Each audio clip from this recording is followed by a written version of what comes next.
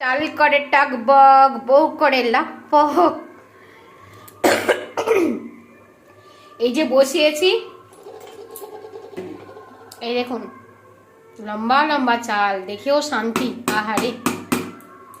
আর আর এখানে হচ্ছে এই যে কাজু কিশমিশটা রেখেছি, এখানে এটা ভাজবো।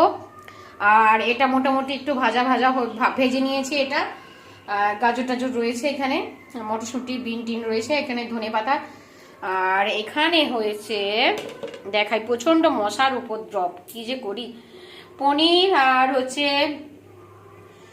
সোয়াবিন দিয়ে টক দই দিয়েছি, পুরো 200 গ্রামই টক দই দিয়েছি 200 গ্রাম পনিরে।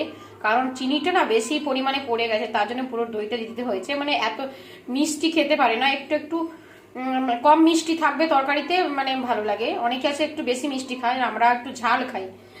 আর যাই হোক, ধনেপাতা দিয়ে করেছি, কিছুই না, জাস্ট একটা দুটো সবুজ মটর দিয়েছি আর সোয়াবিন আর পনির দিয়ে করেছি টক দই দিয়ে।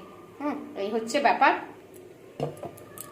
যে প্রতিদেবের জন্য খাবারটা রেডি। এদিকে রয়েছে পনির আর এদিকে রয়েছে ফ্রাইড রাইস। মোটামুটি রেডি, প্যাক হয়ে গেছে। এবার ঢাকনাটা লাগাবো, দিতে যাব।